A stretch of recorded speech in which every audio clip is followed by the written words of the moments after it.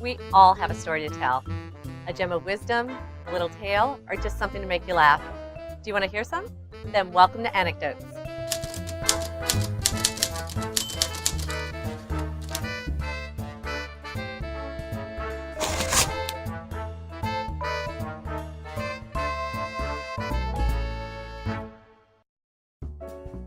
Today on Anecdotes, we're talking to filmmaker Al Champagne, and he's going to be telling us about his upcoming documentary, Almost Ready, the story of punk rock bands of New Orleans.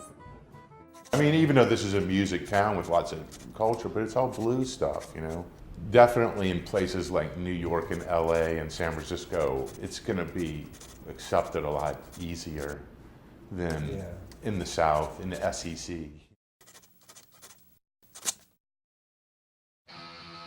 This was 1977. A lot of the guys just wanted to play like Leonard Skinner and Rush. At first I wasn't sure. This was way different kind of music than I was used to playing. Kind of blew my mind at first. I was just hooked, you know, the Normals music, a great cat, you know, great hooks on them, you know, really good riffs. It was just exciting. It was such a short-lived moment in music. It came and went, kind of like ragtime. Rock at that time was like, you know, Pink Floyd and all this other crap where you just sat around, smoked weed, and, you know, it wasn't any fun. Al, thank you so much for being on Anecdotes. And you are in the middle of, or in the process of making a documentary film about the punk rock bands of New Orleans. Tell me a little bit about that. About the project itself or about the bands? Well, tell me about the project itself first. Like, what got you interested in that subject? Well, many years ago I was browsing at a record store and I came across a CD by a band called the Normals, who I'd never heard of at that point, and I just, you know, eventually bought it, and well, the Normals were, I guess, not the first New Orleans punk rock band, but the first one that gained kind of a following and the one that kind of launched that scene. Yeah, from that, and couldn't really find a whole lot of information other than the liner notes from that CD, and I guess I always wanted to know more about that particular scene. This is a coffee shop, so you're bound to have noises like that, but you know, all right. All right, so, and then I also knew about another band that came after that called The Cold, which had the same drummer, Chris Luckett, and well, The Cold is a lot more popular. I mean, they were 80 to 82, so I kind of I don't know, I had this idea 10 years ago, but I only started less than 2 years ago. So well, I guess I got motivated to do it, and there we go. Well, you know, that is really, like, it interested me because I was of that generation. In 82, I would go see The Cold, but they would play like at CYOs, at different grammar schools and stuff, but then, and at Grace King, and I know they also played in, you know, clubs and bars, but I was too young to go there. But we loved The Cold, and I do remember the Normals too.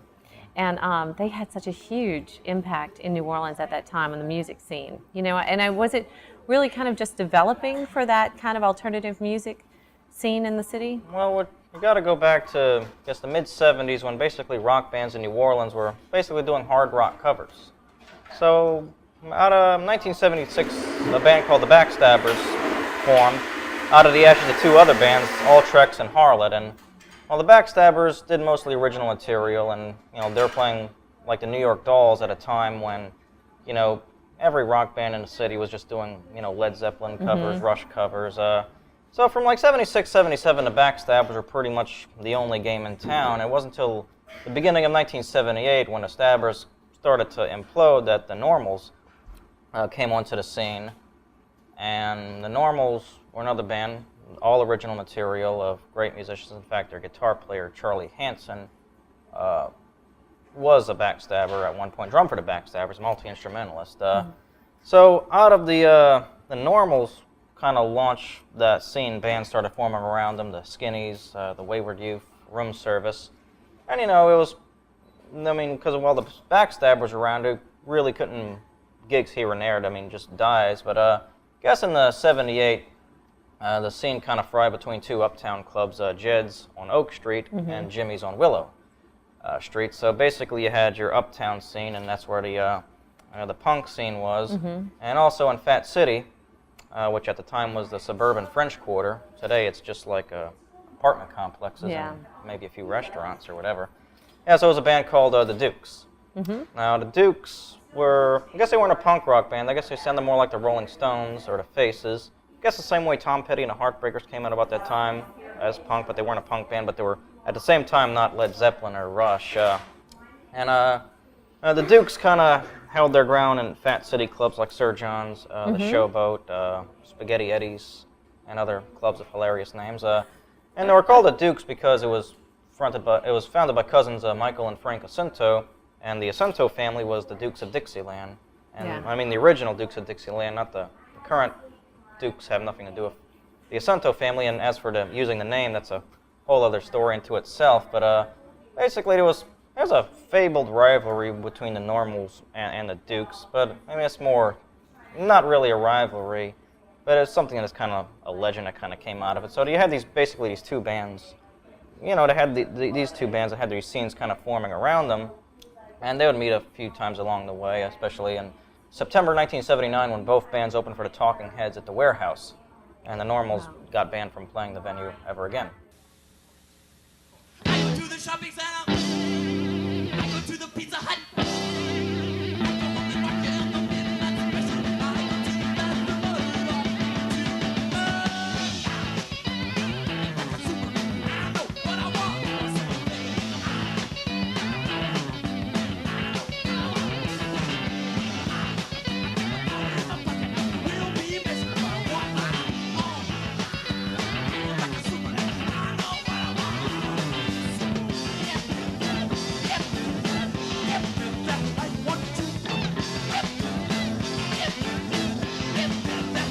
I was saying that my best friend was in a band called Oddfellows Rest. And so she was a bass player. Her name is Barbara Burrell, and they had Caroline Krieger. And we used to go and see all those bands, and that's how we got to know Jet Screamer. That music scene also developed from that earlier music scene of new wave and punk rock music. So kind of like I guess where we kind of, our stopping point would be kind of the mid-'80s. As kind of a new scene comes, like Dash Rip Rock, of course. Yeah, and I interviewed Bill Davis, of course, because you got to figure, like, when you want to have like kind of bands that are still going strong here in New Orleans, you kind of want to get people who were came out of that scene and carried on, but those who are kind of still going strong today. So I got Bill from Dash Rip Rock on camera and Mike Nine of I Hate God. Oh wow! It's one of the strangest things, At first, I'm trying to see if anybody's interested in contacting people to see if people want to be in this. I had no idea anybody would be interested. And the next thing you know, I'm getting contacted people. And I get a message from Mike Nine and say, hey, can I be in your movie? Like, okay, if you insist. If you absolutely insist. I mean, it's like, the response was absolutely. I mean, I spent the month of July 2011, hectically trying to find as many people to interview, and the entire month of August 2011 trying to set up a crew because I had no money, no equipment, no nothing. I kind of just jumped at this. And now let's see where I land. Well, where did you get? You have a lot of. I watched the trailer. It's on YouTube. It's great, and I suggest that everybody should watch it. It's called Almost Ready. Almost Ready. Story of Punk Rock in New Orleans. Almost Ready was, of course, the first single released by the actually only single released by the Normals in 1978. And I'm just not good for titles. I mean, I was thinking Aardvark, so that way it would be the first movie listed in the Leonard Moulton movie guide, but it just didn't fit in. I just couldn't find any way to do it. I think Aaron Loves Angela held that title for too long. But, if this movie is a success, I will make a movie called Aardvark, and Aaron Loves Angela are going to be bumped to second. How did you get the footage, though? Because you have some great footage of the cold and all of that. Where'd you get that from? Well, very little footage is there. There was actually, it was kind of strange when I contacted, Dave Bruton of the Normals, because I remember seeing years ago he had a personal website. Now, the album they recorded in Memphis in 1979 finally got released right at the time I contacted him, right at the time I got this thing off the ground. An LP was released from Last Laugh Records, New York City, and eventually they had a CD and also a DVD of a live show from the New Place. So that footage is from the New Place, one of their last, probably, if not their very last show, before they became before they were just a reunion band. Oh, wow. Then probably one of their last shows, April 1980. And it depends because, not everybody had big cameras back then. That was really just becoming, popular, having personal home video cameras, in the early 80s. So. Oh yeah, I mean, because you got to figure Katrina came, a lot of people had stuff and then lost it. True. That's So- true. Yeah. But I'm surprised how much footage has come out so far of places like the Showboat, Yeah. Contemporary Art Center, Jed's. All of But these you know, it's places. funny too. I mean, obviously, like I said, when I heard that we were going to be interviewing you, I was so excited because this is such an important time in my life, and those bands were so, it's part of my growing up, my high school years, and I bet you have a lot of people out there who feel the same way, and especially the people who are in the bands are probably very sentimental, and they want to talk about it and celebrate it because it was an important time. Oh, definitely. It's kind of strange how, people in my general age group, when I first started this, and just telling what I was doing, they had no idea any of this Right. even existed. I mean, they never heard, even Normals, and even a lot of people never heard of The Cold, which, they were local celebrities at the time. Yeah, They had TV huge, specials. yeah. Had TV specials, and their records made the top 20 in the local market. Yeah. In fact, Vance DeGeneres is the brother of Ellen DeGeneres, and at the time, She started her career. he was at that very beginning time, he was just as famous as she was here. Oh, yeah, she was, Vance was very, very. Oh, yeah, she was actually, I think she started her stand-up career because sometimes he would get her to open up The Yeah. Cold with stand-up comedy sometimes. Yeah. Everybody expected a certain kind of music to come out of New Orleans. And so when this kind of rock, pop, alternative, new wave thing bands were playing, they didn't know what to make. New Orleans bands are pigeonholed. People from away from here do not expect to see somebody coming and doing the New York Dolls type stuff. Hear how catchy it is and how good and how talented these people are. Just, it breaks your heart. Kind of freaked out by the whole scene, because it was pretty wild back then, I discovered that with my antics, people wouldn't mess with me. I never had to fight. Nobody wanted to.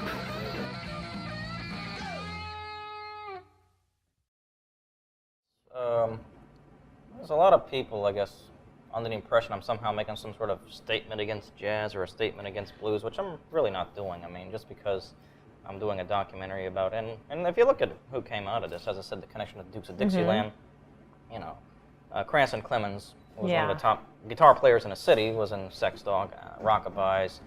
Clark Vreeland, who was, he's been based in Atlanta for last year, but he was involved in Subdudes and all of that. So he was in Room Service early on, more of kind of a bluesy garage rock kind of thing. But it's a decent scene, and you figure bands like Better Than Ezra, Cowboy Mouse, Yeah. where would they have been if not for bands like the Normals and the Dukes who dared to say, you know what, we're going to do original music. Right. And in fact, it was almost always, I can't recall a lot of popular bands at that time who did covers. Most of them had their own music, and now you realize how remarkable that is, because a lot of other bands, a lot of bands make their living doing cover songs, but at the time, they were all playing original music for the most part, so. Well, you had your thing, Zebra was, at the time, one of the big rock bands in the city, which was basically just doing Led Zeppelin covers. Yeah. But what they did was they took the money they made doing that, went to, I think, New York, and got signed to a label deal, and of course, out of this scene, the Red Rockers were the ones that found the most success, best known for their early MTV hit China. Yeah. And that was all happening at the same time, yeah. with MTV and everything. Yeah, so the story. When MTV still had music videos on all the time. Oh, yes. Right, and VJs and all those things. So. Oh yeah, so. Yep. Well, is there a place that we can go to learn more about your documentary? Is there? Should just like the YouTube, YouTube trailer? channel, Almost Ready Movie, and Almost Ready Movie Facebook, YouTube, and hopefully by the time this thing goes up, I'll have a .com website. Oh, nice. Okay, and let us know. We can promote that as well. So yes, and what's it like doing a documentary film? Is that different than doing other films? I've Have never you done found? another film. I made like a silly. I made a movie using a werewolf doll that came on Timecode NOLA, which is like 1 minute long. Nice. But I'm just the only person in that. It's just a 1 minute movie. I decided to test myself. Can I make a werewolf movie without leaving the house? And you did? Yes. So you just decided to jump into this? Oh yeah, pretty much. I got nothing else to do. Just lots of coffee, and I need to do something between cups of coffee. Right. Basically. Well, you're doing an excellent job, considering, because it looks great. Well, I hope it ends up great, and it really does. Basically, When do you think you'll be ready to release it? Well, we're just concentrating on shooting the rest of the interviews now, the ones locally, and then towards the end, if any place we have to travel to get people who don't come down here, we'll make the necessary trips, and then editing, funding, and then we'll see what happens from then. And cool. Well, hopefully it's a hit because I've put a lot of time into this. So I've given up 2 years of my life to this project. Probably a little bit more. I don't do anything else. This is all I do. So nice. Yes, well, you got to. You got to be all in. You gotta. Yeah. You commit. Gotta, yes, commit. You got to become like a hermit, if not quite a hermit, an almost hermit. Or yes, research. You just got to study the footage you shot to know what to ask which person. You gotta know the scene backwards and forwards. And people usually tell me, you know more about this than we do. Yeah. So well, I don't know. I was born around a time was in the middle. I'm 32. I'm not quite, but I'll be 32 by the time this is up, probably. So yeah, so it's a good thing to get this thing going and let the story be told because, well, I think it's a good story. Yeah. There's a lot of music I think that needs to be heard, and It you know, why not? definitely Better late than never to get the audience that they never, got outside, and for a lot of people to tell their story. As for the Red Rockers, what happened with the shift in their sound, and they can explain that album cover for Schizophrenic Circus that they were embarrassed by. Oh, yes.